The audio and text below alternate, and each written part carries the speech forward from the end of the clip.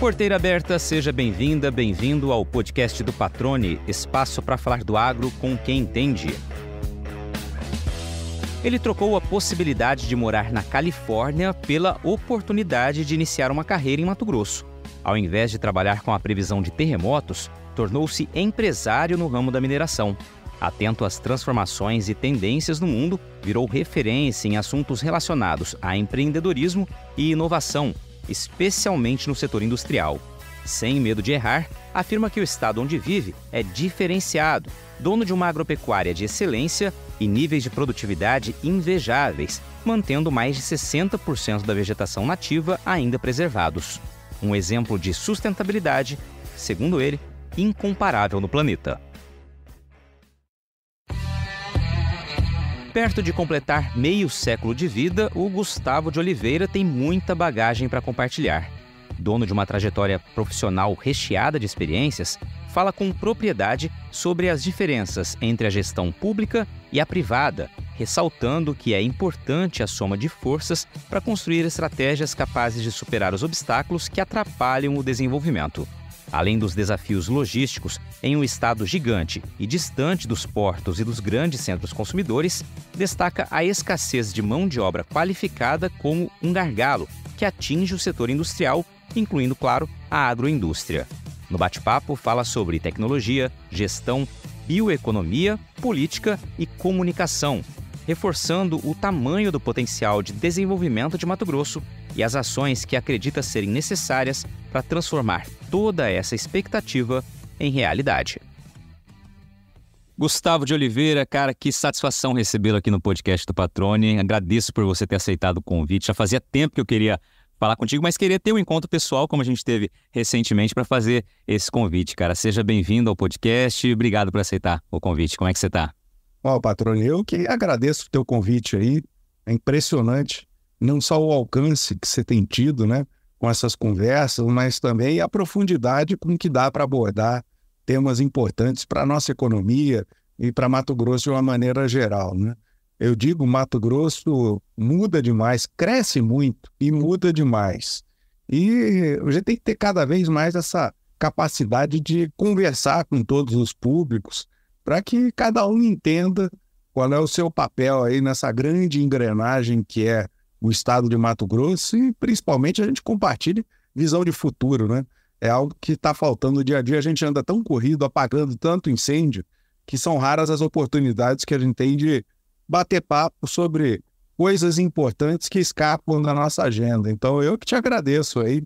Tudo ótimo. Estou um ano desafiador, mas estou bastante animado com esse 2024. Legal, vamos falar bastante sobre isso, cara. Mas só para pegar esse gancho quando você fala de Mato Grosso, você que viajou o mundo, conhece bastante sobre a área que você atua, evidentemente, tem também uma visão muito ampla e estratégica como empresário, como comunicador também que você é, como top voice do LinkedIn também, né? Ou seja, o que você escreve, o que você diz, as pessoas ouvem, leem, né? Elas assimilam, elas absorvem esse conteúdo. Para você, Mato Grosso é um estado diferenciado no mundo?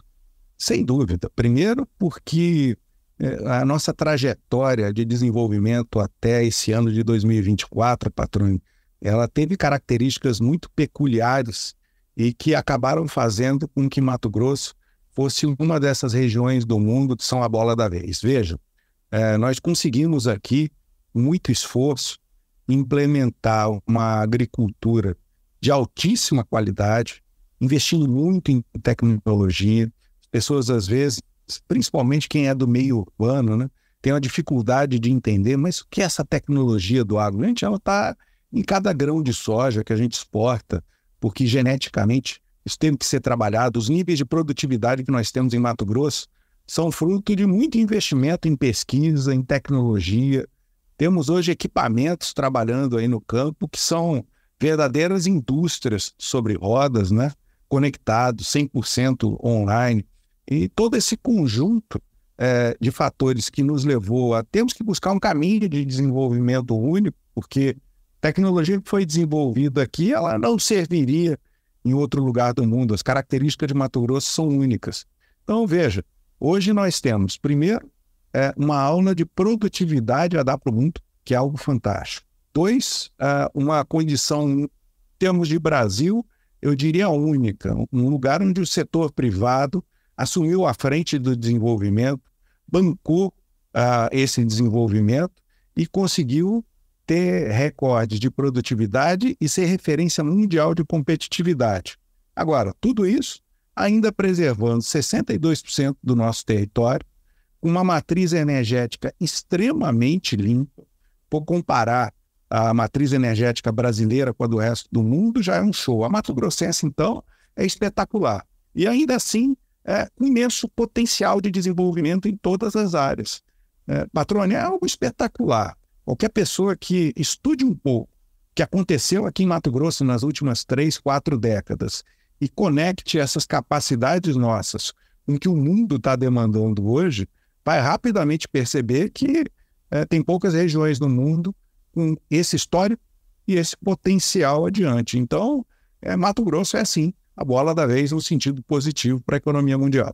Eu concordo muito com o que você diz e eu acho que é impressionante, Gustavo, a velocidade com que as coisas aconteceram, né? Porque a gente está falando de 3, 4 décadas, como você citou, e é algo muito rápido em termos históricos, em termos de transformação de uma economia, de uma região, de desenvolvimento científico, né, e tecnológico para atender às necessidades, às características dessa região que são peculiares, né? A gente sabe disso, né? E é tão rápido esse crescimento, foi tão rápido, né? Que a gente é atropelado pela falta de logística, como a gente diz, né? As coisas vão caminhando numa velocidade muito maior do que a própria infraestrutura, independentemente das questões governamentais. Muitas vezes, né, há uma lentidão, mas é porque realmente o avanço e a necessidade de uma infraestrutura melhor, ela se tornou muito mais rápido do que a gente poderia prever, acredito eu, né? Eu, durante 3 anos, trabalhei no setor público diretamente, né? Me afastei dos meus negócios e fui viver por dentro do governo. Eu digo, as pessoas reclamam demais, Patrone. Porque o governo é ineficiente, criticam muito e tal. Eu recebi um convite, tive a oportunidade de abraçar por dentro essa questão pública no Brasil. Digo a você, sem nenhum medo de errar, não há competência que supere a dificuldade, a burocracia que existe dentro do setor público brasileiro. Então, esperar que o setor público tenha a mesma velocidade do setor privado é algo que, em termos mundiais, já é difícil. No Brasil é impossível. Regramento, todo o arcabouço jurídico que um gestor público tem que seguir antes de tomar algumas atitudes, é uma coisa sem paralelo. Me pediram uma vez uma comparação, né? A melhor figura que eu consegui montar é dizer que aqui no setor privado, a gente faz uma corrida dessas de 100 metros rasos, né? Você corre, de vez em quando aparece um obstáculo para você pular, mas é uma corrida limpa. Quando você migra para o lado do setor público, você vai correr os mesmos 100 metros, mas dentro de uma piscina cheia de geleia, porque é o tamanho da resistência que você tem que vencer. Então, muitos amigos, empresários, sempre falam, e eu era um desses, né? Sempre criticava muito que o gestor público é ineficiente, que é lento e tudo isso. Você passa para o outro lado do balcão, você começa a entender todos os cuidados, todo o regramento e principalmente toda a dificuldade que tem. Por isso que eu acredito, por exemplo, Patrone, que em Mato Grosso a gente já avança em alguns casos em parcerias público-privadas, em alianças entre o setor público e privado, mas é algo que a gente tem que discutir muito mais para soluções de telecomunicação, de logística, soluções de educação, eu diria até para que nós possamos reduzir uma imensa desigualdade social e econômica que existe no Estado. A resposta não pode estar só do lado do setor público. Esperar que o setor público consiga fazer tudo sozinho é uma utopia. O setor privado tem que abraçar o setor público para que juntos nós possamos construir soluções que hoje são gargalos, né? Você veja, por exemplo, a questão da produtividade. Para quem quiser entender do desafio do Estado de Mato Grosso, nós temos a população do Estado do Espírito Santo, nós temos mais ou menos o mesmo orçamento público e PIB do Estado do Espírito Santo, mas a nossa área é 20 vezes maior. Isso quer dizer que toda vez que se fala em fazer estradas, em levar energia elétrica, em levar serviços de telecomunicação, o esforço aqui tem que ser 20 vezes maior do que no Estado do Espírito Santo, que está lá na região sudeste, está na beira do mar, tem portos para exportar sua produção e também é um grande corredor logístico do país. Então, Veja, nós estamos aqui no centro da América do Sul, fazendo a diferença, com muita competitividade, mas de uma maneira que só nós sabemos fazer. E é isso que eu digo. Se nós quisermos vencer esses desafios, nós temos que parar com essa discussão setor privado, setor público, e até dentro do setor privado, parar com essa divisão, o que é agro, o que é indústria, o que é comércio. Acho que nós todos somos um estado só e temos que identificar as oportunidades e trabalhar cooperando para alcançar nossos objetivos, porque, não tenho dúvida, os nossos concorrentes internacionais, todos aqueles que de alguma forma são afetados por essa nossa grande capacidade, eles contam com a nossa divisão, com a nossa falta de união, para que isso atrapalhe um pouco mais a gente e dê um pouco mais de espaço para eles. Exatamente. Enquanto a gente briga aqui, discute aqui, né, os nossos concorrentes, né, aquelas pessoas que temem toda a potência de Mato Grosso, a potência brasileira, realmente surfam nessa nossa briga interna, né, para ganhar espaço ou para evitar que a gente consiga ganhar mais espaço, né? Acho que é por aí. Ô Gustavo, deixa eu só aproveitar o gancho que você disse que esteve no setor público. Você foi secretário de Fazenda por um período e secretário de Planejamento, foi isso, né? Como que foi essa experiência para você, além do que você já comentou agora? Eu comecei como secretário de Assuntos Estratégicos, né? A ideia era montar projetos estratégicos para o governo do Estado. Acabamos engolidos por projetos estratégicos herdados daquela malfadada experiência das obras da Copa do Mundo, né? A maior parte dos projetos era desenrolar coisas que estavam travadas no governo. A Arena Pantanal não estava concluída, nós tínhamos mais de 100 obras, legado de obras da Copa do Mundo parados aqui, e alguns, como a questão aí do VLT e do BRT, até hoje caminham para uma solução, mas não tem uma solução definitiva. Então foi um período muito importante para eu entender que era muito fácil criticar, né? Tantas obras paradas, mal feitas, mas entender cada uma dessas obras, por que ela tinha parado, onde é que tinha sido o obstáculo, e usar isso, inclusive, como experiência para a minha vida profissional. Até hoje, patrônio, quando eu começo alguma obrinha aqui na empresa, eu vou lá ver se já tem orçamento, se já tem projeto, se a gente já sabe direito se está tudo funcionando, porque na empresa, no setor privado, é até mais fácil a gente corrigir, mas tem um custo. No setor público, corrigir um mal feito é terrível. Depois fui convidado para assumir a Secretaria de Planejamento, o Estado com um problema orçamentário gigantesco. Penso que nós conseguimos lá, em menos de um ano, conseguir reorganizar o orçamento estadual numa outra realidade. Não havia espaço nenhum para fazer investimento, mas a ideia era ter orçamento para nutrir as áreas essenciais do governo. E aí terminei minha trajetória, com mais de um ano à frente da Secretaria de Fazenda, no momento da maior crise fiscal do estado de Mato Grosso. As pessoas hoje olham para o estado, têm capacidade de investimento, têm recursos em caixa, né? Isso é fruto de um trabalho de reequilíbrio fiscal que começou lá em 2017. O hoje secretário de Fazenda, Rogério Galo, era procurador-geral do estado na época, patrônio, e foi uma das pessoas fundamentais de o que eu chamo dessa reconstrução do setor público de Mato Grosso. Medidas que foram aprovadas pela Assembleia lá em 2017 ajudaram muito a essa saúde fiscal ser construída aqui no estado. E aí a gente hoje ter, com muito orgulho, nessa gestão aí do governador Mauro Mendes, um dos estados mais equilibrados do país em termos de qualidade do gasto, recursos para investimento. É o estado que mais investe proporcionalmente à sua receita. Agora veja você, investindo tudo isso, ainda tem muita estrada para ser feita, ainda tem muita ponte para ser construída, ainda tem muita infraestrutura pública em que o Estado ainda nem chegou perto de ir lá resolver. Então, esse é um dos exemplos que eu dou. Se a gente for jogar tudo no colo do Estado, não tem recurso e não tem velocidade que dê jeito nas demandas que acabam sendo nossas do setor privado. Por isso que as alianças são tão importantes. Excelente, cara. Vamos fazer agora aqui, Gustavo, um pouco do que a gente tradicionalmente faz no podcast, que é conhecer um pouco mais da tua história, né? Você é natural de onde? Se você não é de Mato Grosso, como você chegou até aqui? Vai trazendo um pouquinho do histórico aí para que as pessoas também o conheçam aí, a tua trajetória pessoal. Eu nasci no Rio de Janeiro, meu pai era engenheiro da Rede Ferroviária Federal. Então, conheci o interior de São Paulo, o interior de Minas Gerais, quando era criança, moramos em diversas cidades ali. E no meio dos anos 1980, meu pai tomou a decisão de vir aqui para Mato Grosso, ajudar meu avô nos negócios da família. A empresa produz brita e calcário aqui em Cuiabá, né? A Brita Guia, como é conhecida, não parece que faz só brita. Na verdade, a mineração guia, nós temos também aqui a divisão de calcário, corretivo de solo, que apoia o nosso agro também. E vim para cá criança, passei minha adolescência aqui, resolvi estudar engenharia civil, voltei para o Rio.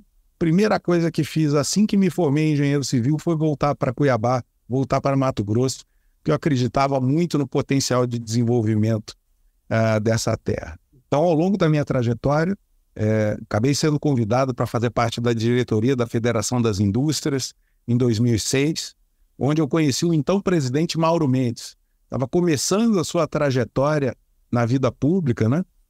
Acabei tendo essa oportunidade de trabalhar muito proximamente a ele. Comecei a gostar um pouco de política e talvez por causa disso, talvez não, certamente por causa disso, me veio o convite para fazer parte do governo do Estado entre 2015 e 2017, na gestão do então governador Pedro Taques. Olha, toda a gratidão a Mato Grosso por essas experiências que eu digo, Patrone, que nenhuma escola de MBA, nenhuma universidade no mundo pode proporcionar, que é viver fazendo, né?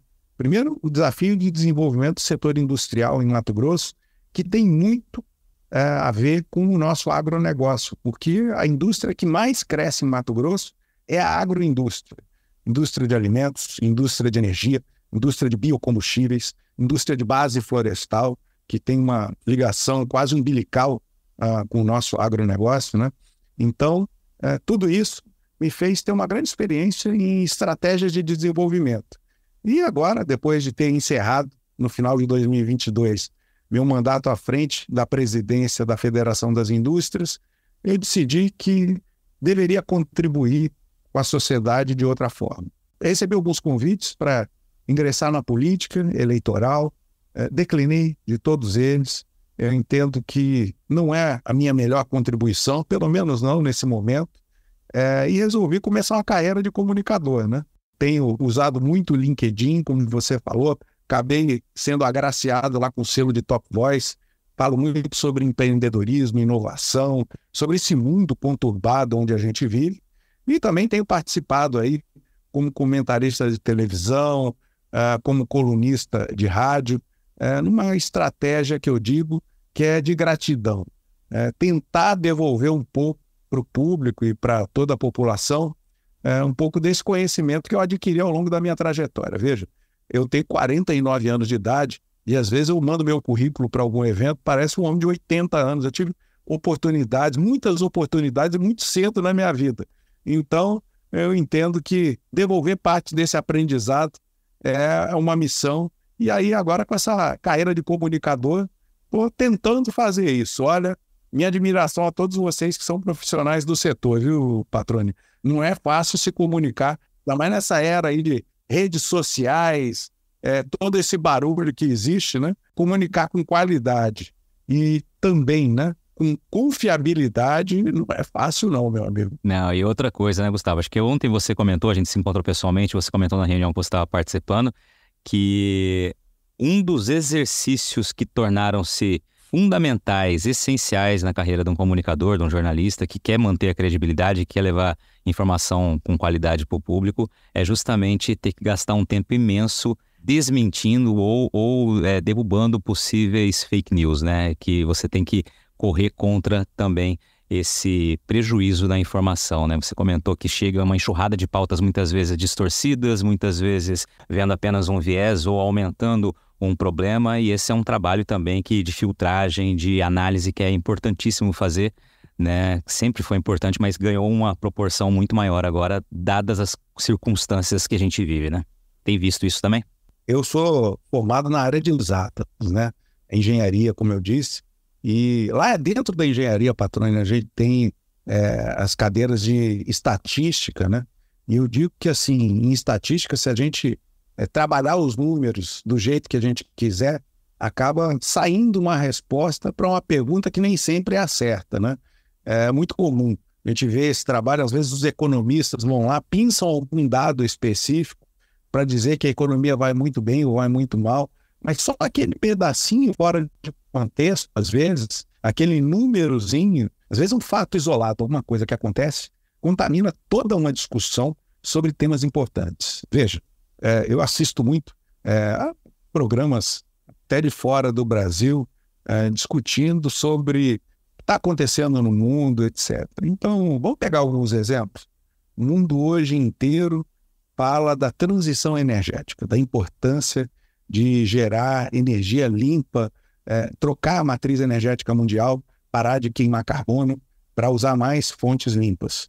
Mas pouca gente está discutindo o fato de que tem quase 1 bilhão de pessoas no planeta que nem energia elétrica tem, patrônio. Então, o mundo tem essas discussões e às vezes vão por um viés, olha, nós precisamos avançar nessa área, e esquece de quem ficou para trás. Vamos dar outro exemplo. Quando a gente fala que o mundo vai precisar de mais alimentos, etc., muita gente diz, não, isso aí é conversa para ampliar a área de produção e tudo. Gente, enquanto nós falamos de produzir com sustentabilidade, com novos parâmetros e tudo isso, a gente não pode esquecer que também tem 1 bilhão de pessoas no mundo que não têm segurança alimentar. Essas pessoas acordam sem saber se vão ter as 3 refeições no dia, se vão conseguir comer todos os dias da semana. Isso é um drama mundial que, claro, tem um foco maior em algumas regiões do mundo, mas que acontece em muitos municípios aqui do Brasil. Quantas pessoas nós conhecemos que do lado de um estado que é campeão em produção de muitos alimentos, passam fome? São coisas que precisam ser discutidas. Agora, dizer que o desenvolvimento é ruim, que negligencia todo mundo, que o modelo de desenvolvimento econômico gera muitos miseráveis, isso é um viés de discussão muito estreito. A gente precisa, sim, discutir mecanismos que, ao mesmo tempo, reduzam a desigualdade, mas que não impeçam o avanço econômico e social, que é muito importante para Mato Grosso e para o mundo inteiro. E aí, Patrone, nessa batalha da comunicação, muitas vezes a gente fica muito reativo, fica muito querendo explicar coisas que são pontuais, e esquece desse potencial que Mato Grosso tem para contribuir com o desenvolvimento mundial, em diversas áreas, de diversas maneiras. Desafiadora. Esta é a palavra que melhor define a atual safra, marcada pelos efeitos das condições climáticas adversas no campo. Você, produtor, sabe que para superar grandes desafios é fundamental contar com uma empresa que ofereça sementes de alta qualidade, além de soluções inteligentes e completas que vão transformar os seus resultados na próxima safra. No novo portfólio da Agrosol Sementes, você encontra variedades selecionadas, mais vigor, mais germinação, tecnologia e qualidade. Você pode agendar uma visita presencial ou fazer um tour virtual no site, onde você pode explorar cada detalhe das instalações, conhecer mais sobre os processos e entender por que a Agrosol Sementes é a escolha ideal para elevar sua produtividade na próxima safra. Aproveite e fale agora mesmo com o time especializado para saber mais sobre os destaques do portfólio, condições de campo e outras vantagens exclusivas que a Agrosol preparou para você. Afinal, transformar os seus resultados faz parte das nossas raízes. agrosolsementes.com.br. Agora, Gustavo, vamos aproveitar, você falou um pouquinho da tua formação, acho que é legal para quem está nos ouvindo. Você falou que você teve várias experiências, né? Um currículo aí que parece que está sendo apresentado uma pessoa de 80 anos, né? Me fala um pouquinho como que você se preparou para conseguir assumir esses desafios, né? Que você já coleciona na sua carreira, né? São desafios, muitos, né? Eles são similares, mas a gente sabe que a construção de uma carreira ela é muito mais abrangente, né? Então, eu imagino que você deva ter estudado bastante aí para conseguir atuar da maneira que você queria, né? Nas áreas que você atua. Primeiro, eu sempre gostei muito de trabalhar com times muito diversos, patrão. Gente jovem, com gente mais experiente, gente de diferentes origens, gente de diferentes classes sociais e culturas diferentes. Isso foi enriquecendo muito a minha trajetória profissional. Quando eu era muito novo, era ainda estudante de engenharia, adorava conversar com aqueles engenheiros mais experientes, com os professores mais antigos da faculdade. Ouvi como era a engenharia muito antes, sabe? para a gente entender a trajetória. E isso foi me dando bagagem. Outra coisa, sempre fui muito curioso. Eu converso muito com jovens hoje, eu ajudo muitos jovens que estão começando a sua trajetória profissional, estagiários, aprendizes, pessoas que estão iniciando a sua carreira em diversas profissões. E eu digo que a melhor ferramenta é a curiosidade. Às vezes a gente está cuidando ali do nosso trabalho e esbarra num assunto interessante, grande. Se a gente não for curioso para ir lá entender o que é aquilo, vai perder uma oportunidade de aprender algo que lá na frente pode ser útil. Então, eu digo que para ter cumprido essa trajetória que eu cumpri na iniciativa privada, na vida pública, na vida sindical, né, como presidente de federação e pré-candidato até à presidência da Confederação Nacional da Indústria, numa candidatura de alguém muito jovem para os padrões da indústria brasileira, mas com ideias que, sem dúvida, mudariam a trajetória da indústria. A gente olha aí para a indústria brasileira, essa indústria que está sofrendo há tantas décadas. Isso não é fruto do acaso, não. É fruto de falta de estratégia e falta de olhar para o mundo inteiro e compreender o que está acontecendo com a indústria no mundo. Isso só é possível quando você tem um time ou diversos times que têm diversidade e têm abrangência de perspectiva de olhar. Bom, na minha vida inteira, Patrone, curiosidade, times competentes e complexos, diversos, e visão estratégica foram as ferramentas que fizeram a diferença. Seja para você ter um pequeno negócio no seu bairro, ou seja, para ser presidente de uma grande corporação, de uma grande entidade, essas três ferramentas vão ser sempre úteis. É algo que eu procuro passar para as novas gerações que estão chegando aí ao mercado de trabalho. Utilizar a diversidade, utilizar a curiosidade, utilizar a visão estratégica como ferramentas que em qualquer área elas são essenciais. Excelente, muito bom, cara. Acho que você trouxe pontos aí fundamentais para a construção de uma carreira, mas vou deixar aqui também um pouco da tua trajetória acadêmica ou de estudo aqui, né? Então, formado engenheiro civil, tem pós-graduação em administração de empresas, administração e negócios, fusão e aquisição de empresas, administração e negócios, investimentos em PPP, administração pública, reestruturação de empresas, diagnóstico e execução, plano, administração e negócios. Pela Fundação Dom Cabral tem capacitação em arquitetura organizacional e ainda tem uma pós-graduação lato sensu no programa de desenvolvimento de conselheiros aí, fora a experiência de vida, que é justamente o que nos faz enxergar de uma maneira diferente, né? A gente tem toda a carga teórica quando a gente estuda, independente se é graduação, pós-graduação, né? E assim por diante, mas nada como a vivência, a experiência prática e o olhar amplo, né, para diferentes situações, diferentes regiões do mundo, para que a gente consiga, de fato, preencher essa bagagem, né, Gustavo? Sempre gostei muito de estudar instituições que têm professores que atuam fortemente no mercado, no setor privado. Por quê, Patrone? Acho que isso reduz um pouco essa distância que existe no Brasil entre a academia e o setor produtivo. Existem muitas instituições de ensino no Brasil e no mundo que fazem muito bem essa aproximação. Nessas viagens que eu fiz pelo mundo, tive a oportunidade de conhecer Israel. Olha, uma nação, um território muito restrito, e ainda mais agora nesse período onde tem esse conflito lá com o Hamas, a gente tem prestado um pouco mais de atenção, né? Israel é quase toda uma área desértica.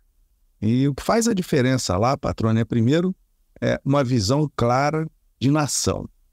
Isso faz com que o Estado israelense e toda a sociedade tenham objetivos claros.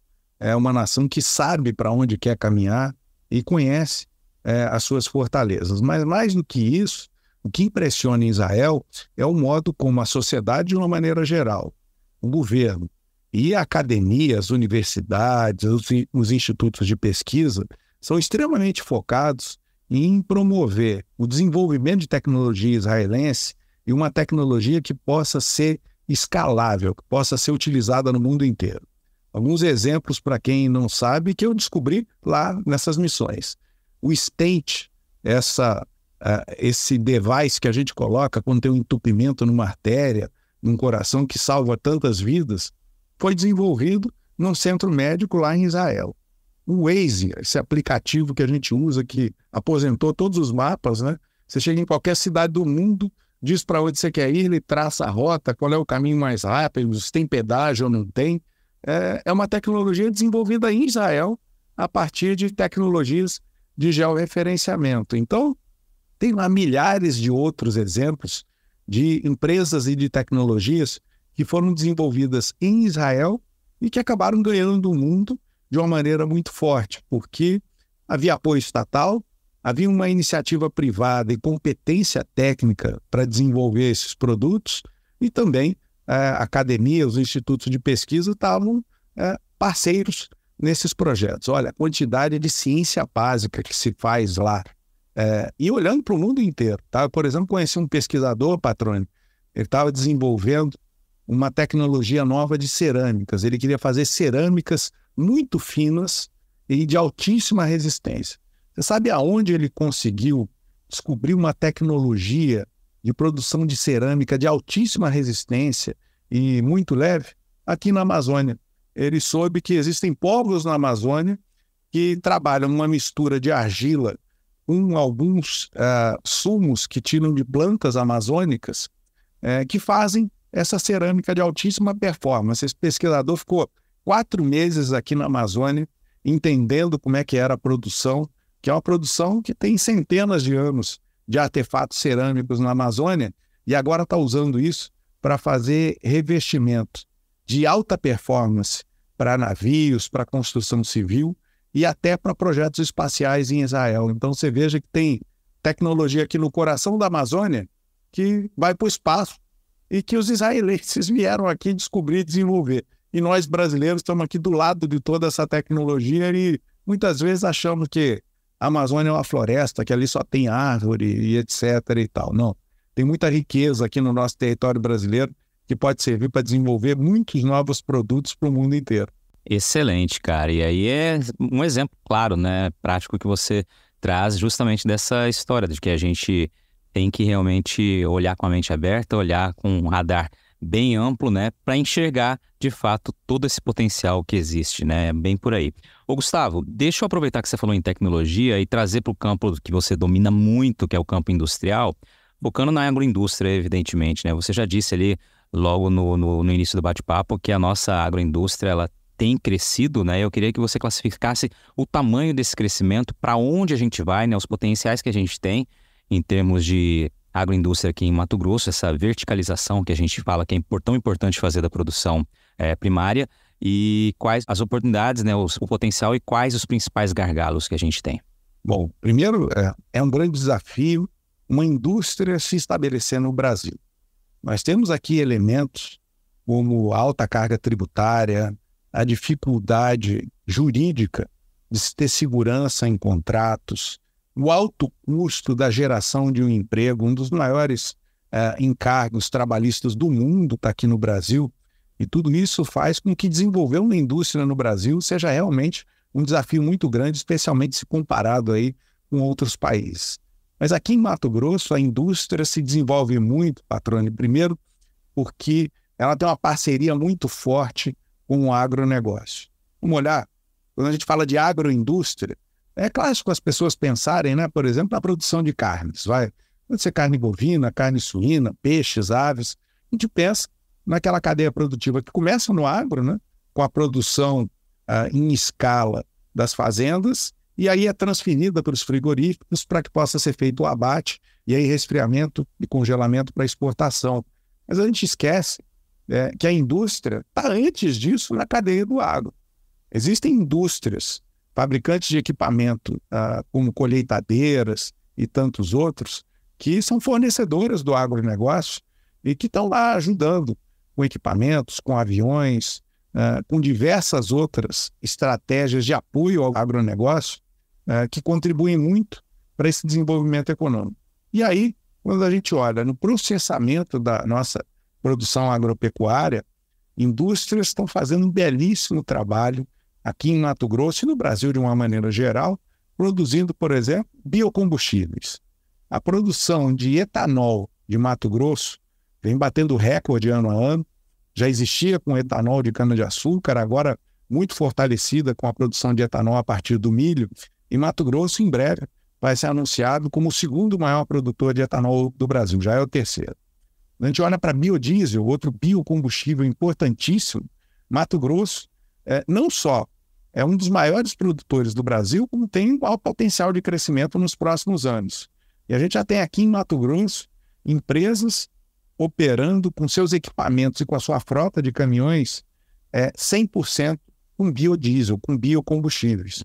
Gente, isso é um case de inovação mundial em termos de revolução energética. Quando o mundo está lá discutindo como produzir bateria, como é que vai ser o descarte dessas baterias para carros e ônibus elétricos, a gente já tem uma solução limpa, muito viável e que já está comprovada com altíssima eficiência. Então, em termos de energia, nós não temos postos de petróleo aqui em Mato Grosso, mas os campos podem suprir muito essa substituição dos combustíveis de petróleo, como gasolina, diesel, querosene de aviação e tantos outros. Olhando para alimentos, nós já disse, né?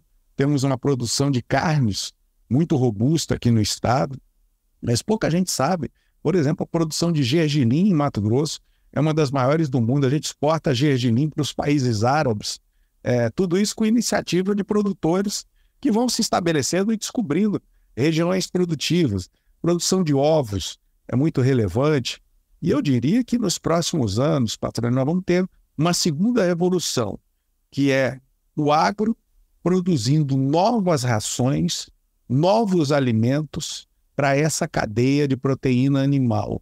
Mato Grosso vai bater recorde de produtividade de carnes, principalmente, mas não só de carnes, porque está vindo uma revolução tecnológica no aproveitamento de milho, por exemplo, com o DDG, que já é uma revolução na pecuária mato-grossense, mas ainda vem aí subprodutos do algodão, de diversos outros produtos aqui de Mato Grosso que vão servir para realimentar essa cadeia. Então, pode ter certeza, enquanto o nosso agronegócio, principalmente de commodities, vai avançando no mundo inteiro, a gente tem um trabalho de retaguarda aqui sendo feito para nutrir outras cadeias agroindustriais que vão fazer a diferença no futuro da humanidade. Eu não tenho dúvida, a agroindústria mato-grossense já é a que mais cresce no país, isso não tem novidade nenhuma, já é até banal falar disso, mas será uma das indústrias que mais vai crescer no mundo, que aqui tem energia limpa,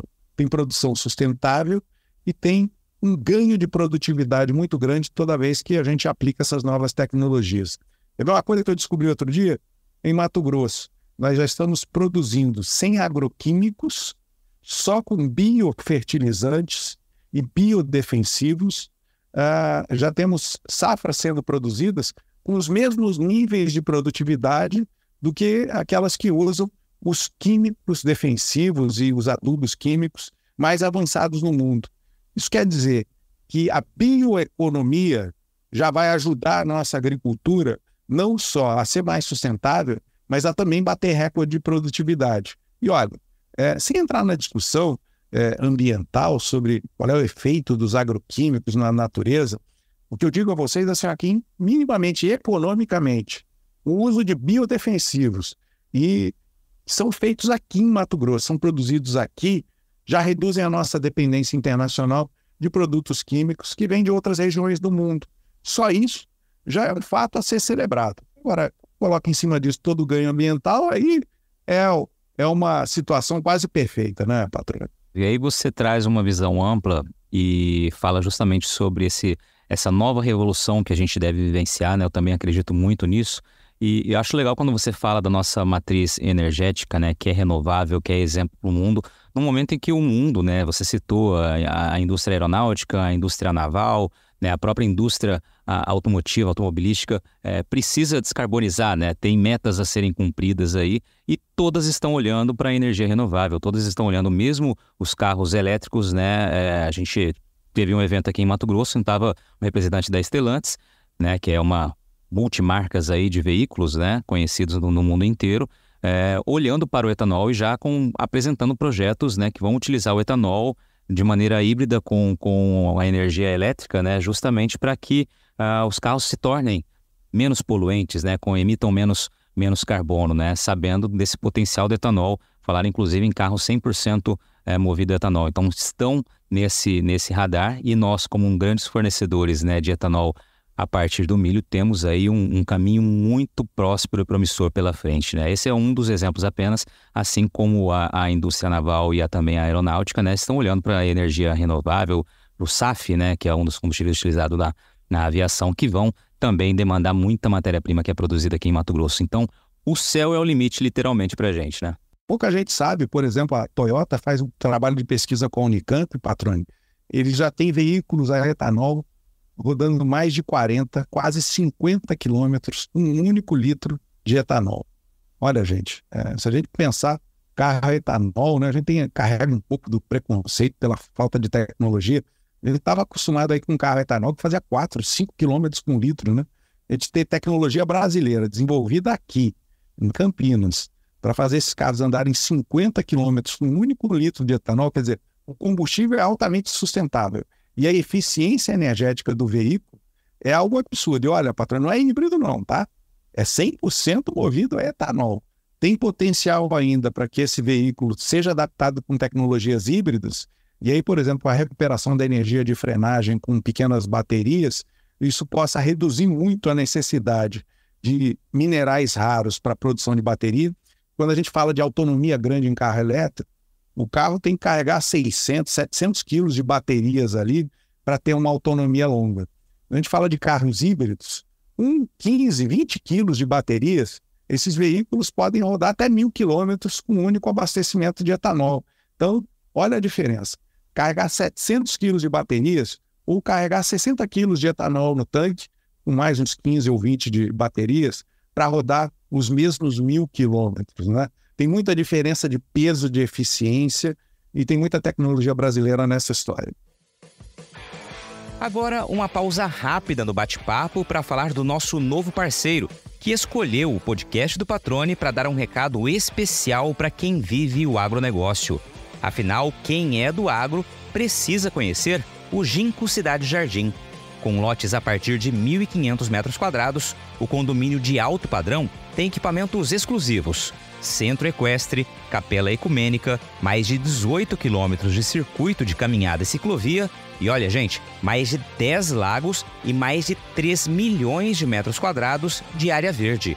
É isso mesmo, são mais de 10 lagos espalhados por todo o empreendimento e mais de 3 milhões de metros quadrados de área verde. Ginkgo Cidade Jardim. Viva a maior das experiências no maior ginkgo da história. Acesse ginkgourbanismo.com.br e saiba mais. Ginkgo. Você está ouvindo o podcast do Patrone. Agroinformação com quem entende. Agora, Gustavo, tem um ponto que é fundamental quando a gente fala em toda essa projeção, isso dentro do campo, mas também na indústria, né? A gente não vai fazer a separação, como você também defende ali no início, né, da entrevista, né? Não temos que separar os setores, né? A gente tem que pensar de maneira conjunta. E eu acredito que um tema que seja um calcanhar de Aquiles aí para todas as áreas econômicas em Mato Grosso é ainda a mão de obra, né? A gente vive num estado imenso, com mais de 93 milhões de hectares, né?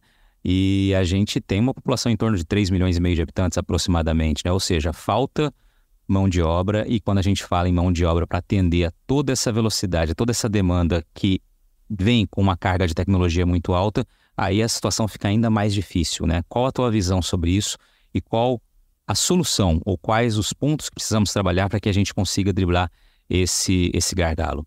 Primeiro, só voltando um pouco e explicando, né? Por que eu sou contra essa segregação em setores? Porque eu acredito muito nas cadeias de valor, né? Eu acredito muito que você começa uma iniciativa lá em uma área no campo, o que você vai produzir?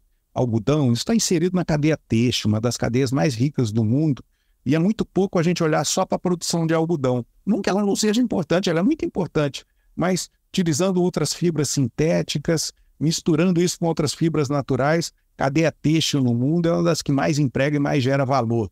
E aí tem milho com biocombustível, soja com alimento e biocombustível e todas essas outras. Então, por isso que eu falo desse olhar para a cadeia de valor. E aí você tem razão.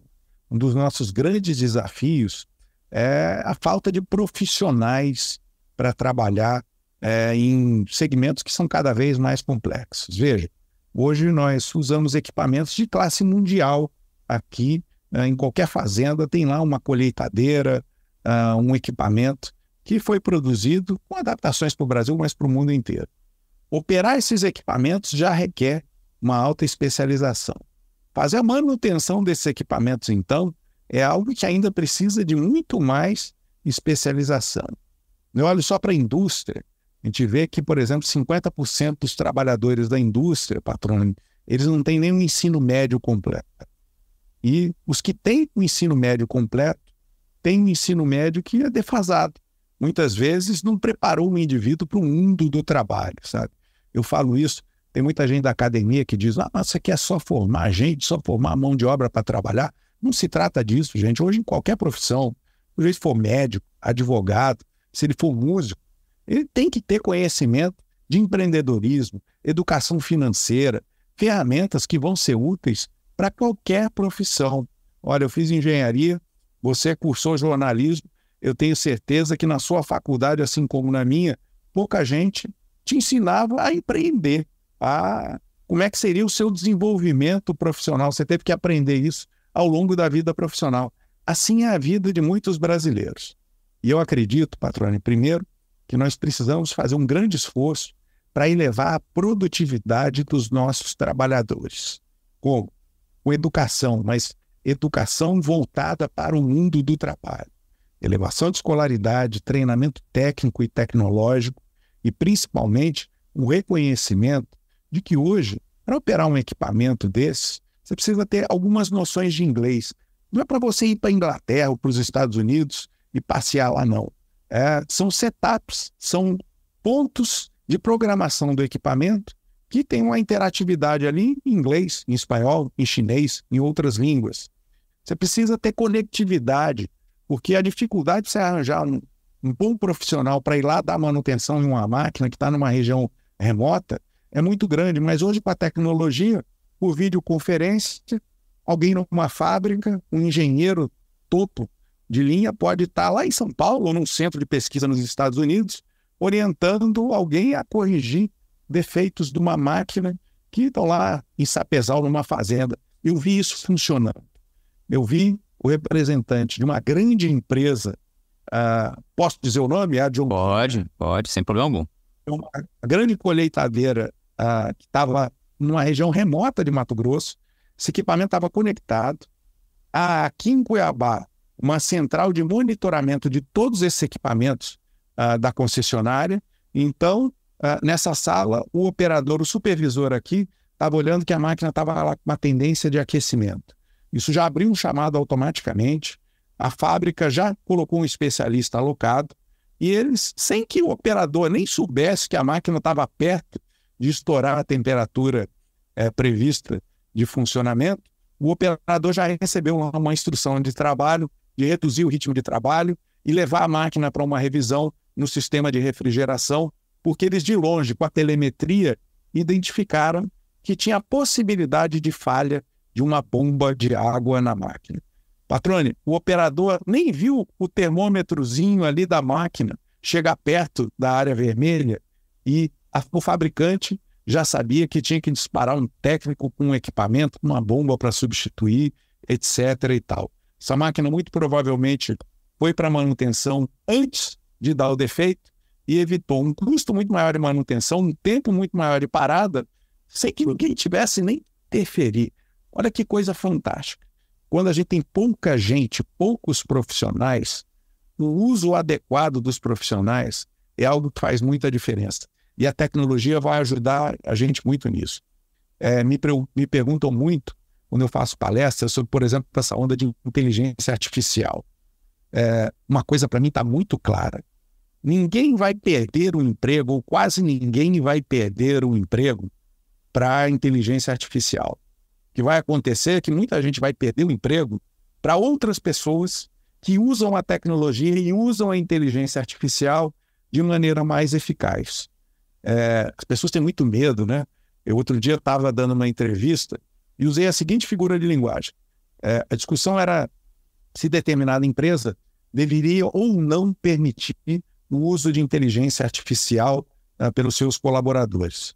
Eu digo, olha, era razoável todo mundo subir a escadaria de um prédio até que um dia alguém inventou o elevador, né?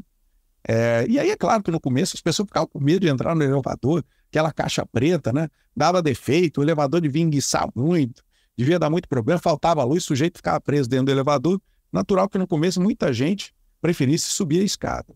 Mas hoje você chega nesses prédios comerciais, a imensa maioria anda de elevador. E você não olha para aquelas pessoas dizendo, ele tem que usar o elevador porque ele não consegue subir a escada. Não é por isso. Assim é a tecnologia. Você pode olhar para um profissional e falar assim, ele usa tecnologia, usa inteligência artificial, que ele não é capaz de fazer a moda antiga. Ele pode até ser capaz, mas é muito mais rápido subir de elevador do que de escada, né? Um bom exemplo. Acho que ficou muito claro para quem tá ouvindo. Gustavo, se a gente deixar aqui, a gente vai conversar horas e horas e passou muito rápido o tempo, cara. Muito bacana bater esse papo com você. E a gente vai seguir para a reta final aqui. E aqui na reta final, cara, tem dois pontos aqui que eu acho muito importante a gente ficar sabendo. Primeiro, eu queria saber de ti qual aquela pergunta, você já deu imensas entrevistas, é comunicador, que ainda não lhe fizeram, cara. A pergunta que você gostaria um dia de responder e ainda não fizeram essa pergunta para você. Você falasse, um dia eu gostaria de que me perguntassem isso. As pessoas me perguntam muito fora do vídeo, mas na frente do vídeo, ninguém tem coragem de realmente perguntar por causa da resposta. Pessoas me perguntam muito, Patrone, sobre a minha carreira política, se eu tenho pretensões de entrar para a política, disputar cargos eletivos, ser prefeito, governador, esse tipo de coisa. Então, vou fazer a pergunta e vou responder, né? É isso aí, vai lá. Primeiro, gente, eu acredito muito que as pessoas, para fazer a diferença na sociedade, no mundo, elas não precisam realmente ocupar cargos importantes. Sabe, você que está incomodado com alguma coisa que está acontecendo, a gente reclama muito, Patrone, mas esquece que a gente pode fazer a diferença na nossa comunidade, né? Você trabalha numa empresa, você tem a sua família, você frequenta uma igreja, você pode fazer a diferença contribuindo na igreja, no seu bairro, na sua comunidade. Você não precisa necessariamente aspirar a um grande cargo público para fazer a diferença no mundo. Acho que isso me acomoda um bocado, me associa um bocado para eu não precisar. Mas mais do que isso, eu digo para as pessoas que cada um tem que contribuir da melhor forma que pode. Eu tenho uma grande experiência em gestão, gosto de visão estratégica e tenho muito prazer em apoiar muitos amigos que resolveram seguir essa jornada da disputa eleitoral e da vida pública. Mas eu não tenho esses planos para mim. Primeiro porque tenho minhas responsabilidades com a minha família, com os negócios. Eu seria um péssimo gestor público se eu tentasse equilibrar funções que não são possíveis de ser equilibradas. Eu acho que para você ser prefeito de uma grande cidade, você ser governador, você tem que se dedicar de corpo e alma, em tempo integral, e eu não tenho essa disponibilidade. Mas então eu respondo a todos que é o seguinte, eu não tenho essa pretensão de concorrer a nenhum cargo eletivo, isso não está no meu radar, mas incentivo muito a quem quiser, e todos aqueles que tiverem boa intenção e tiverem vontade de fazer isso, podem me ligar, contar comigo, que eu tenho uma caixa aqui de excelentes ideias, excelentes projetos para quem quiser abraçá-los. O Brasil tem muito a avançar, tem muito lugar no mundo que já resolveu muitos problemas que a gente ainda tem aqui e tem uma caixa aqui cheia de soluções para quem quiser se apoderar delas. Não cobro royalty, não cobro consultoria, eu apenas quero contribuir para a gente fazer um país melhor daqui da minha posição.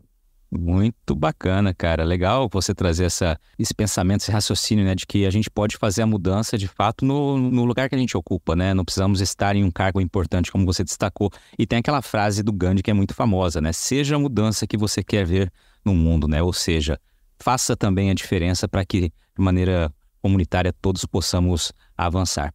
Vamos agora ir bater no prefeito, né? Que a rua tem um buraco, mas você vai ver a calçada do cara, tá toda mal construída, o muro não está pintado e tal. Então, assim, eu digo isso para as pessoas, né? Vamos primeiro fazer a nossa parte. Quem sabe a gente fazendo a nossa parte, a gente tem um pouco mais de credibilidade para cobrar dos outros, né? Exatamente. Esse comentário que eu vou fazer aqui é para quem mora em Cuiabá. Essa não é uma defesa do nosso prefeito, tá? Tem muito buraco na rua aqui mesmo, mas a gente entendeu o recado que o Gustavo deu aqui, só para a gente não deixar passar batido. Ô, Gustavo, tem um outro ponto importante aqui, cara, que é que a gente conhecer alguma curiosidade tua, cara. Traz aí alguma curiosidade do Gustavo de Oliveira. Olha, a curiosidade importante é que quase minha vida tomou outro rumo no final da faculdade, Patrone. Eu às vezes conto isso para as pessoas, elas se assustam. Era para eu estar esperando um grande terremoto no mundo. Explico. Eu me formei em engenharia civil e tinha que fazer uma especialização para poder concluir o curso. Isso era uma obrigatoriedade do curso. E eu fui estudar geotecnia, que é a movimentação de maciços rochosos, é toda a técnica para você lidar com solo, com rochas e etc., explicando de uma maneira mais simples. E aí recebi um convite para ir passar um tempo na Califórnia estudando terremotos. Quem já ouviu falar disso, né, que a Califórnia tem alguns abalos de vez em quando sísmicos e eles esperam lá o que eles chamam do The Big One, o grande terremoto, que vai separar um pedaço ali da Califórnia, a falha de San Andreas, do território continental. E o convite que eu recebi era para ir lá trabalhar com esse pessoal que fica tentando prever quando os terremotos vão acontecer no mundo, especialmente porque seria um grande desastre se isso acontecesse na Califórnia. E talvez em um outro mundo eu tivesse aceito esse convite e fosse lá um pesquisador esperando, tentando prever quando uma tragédia mundial como essa poderia acontecer. A vida, às vezes, a gente faz umas escolhas e não sabe as consequências dela, né?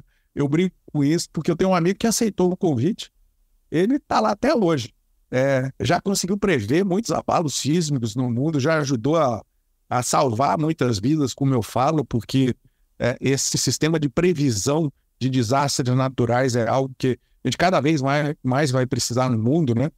Desastres climáticos e tantos outros. E ele está lá até hoje, ele diz, cara, a minha vida, eu sonho, acordo, durmo pensando nesse negócio de terremoto. Então, é uma curiosidade. Talvez ao invés de encarar esses desastres brasileiros, eu estivesse tentando prever desastres naturais pelo mundo em uma outra vida. Mas essa é uma boa curiosidade, é interessante. É muito legal isso, né, Gustavo? A gente perceber que as nossas escolhas, elas realmente nos levam a caminhos, né, que a gente vai construindo, mas sempre fica aquele pensamento, como seria se eu tivesse pego outro caminho, né? E mudaria completamente a vida, completamente a história daquela pessoa. Gustavo, quero te agradecer muito, cara, por ter aceitado o convite de prontidão, estar batendo esse papo aqui, ter trazido tantas informações legais, né? Tantas análises importantes sobre a nossa realidade com a bagagem que você tem. E deixo aqui agora o espaço para que você faça seu comentário final, cara. Te agradeço mesmo pela participação. Foi uma satisfação muito grande, uma honra bater esse papo contigo que passou voando aqui. Bom, eu aqui agradeço. Primeiro que sou fã do teu trabalho, a qualidade das suas produções, Patrone, tem feito muito a diferença. E quero falar com todos vocês aí que estão assistindo e também com você, Patrone. Acho que nós temos uma responsabilidade muito grande de mudar a narrativa sobre Mato Grosso. Aceitei esse convite para bater esse papo aqui hoje.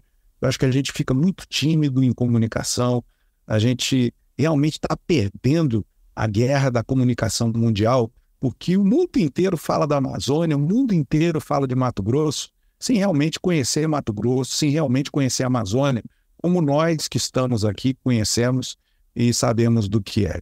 Eu acredito muito no poder da comunicação para contar uma história diferente do que essa que muitas vezes, muitas pessoas e muitas entidades mal intencionadas vêm aqui no nosso estado, na nossa região, para contar para o mundo. O nosso propósito, Patrone, como comunicadores, é contar para o mundo a real história do estado de Mato Grosso e o que realmente acontece aqui. Produtores que preservam 60%, 80% das suas propriedades, pessoas que com muita dificuldade conseguem promover um desenvolvimento econômico fantástico, e gente que está aqui em municípios do interior, em regiões remotas, muitas vezes sem energia elétrica, muitas vezes sem telecomunicação de qualidade, mas contribuindo para o desenvolvimento mundial, gerando energia limpa, produzindo alimentos de maneira sustentável e fazendo a diferença num planeta que, para mim, Patrone, tem muita gente discursando em gabinetes, em eventos, em fóruns climáticos mundiais, mas que precisam de um bocado de pé no chão para entender como o mundo é realmente aqui para quem produz. Então, meu amigo, conte sempre comigo, sempre que você me convidar, eu vou estar à disposição Primeiro, eu sou fã do seu trabalho. E segundo, que eu acredito que essa é a nossa missão. Falar de verdade para quem está lá nos gabinetes, nas altas cúpulas mundiais, entender que aqui, como dizem lá de onde eu venho, o buraco é mais embaixo. E aí, gostou do bate-papo? Então dá aquela força e compartilha essa entrevista com os seus contatos. E olha, aproveita para mandar aquele feedback dizendo o que você está achando do podcast do Patrone. Pode criticar, elogiar, sugerir temas e pessoas para dividir boas histórias aqui nos próximos episódios. É só enviar uma mensagem lá no Instagram para @LuizPatrone que a gente troca uma ideia, viu? Então, gente, sucesso da porteira para dentro, força e fé da porteira para fora e vamos que vamos. Você ouviu o podcast do Patrone, agroinformação com quem entende.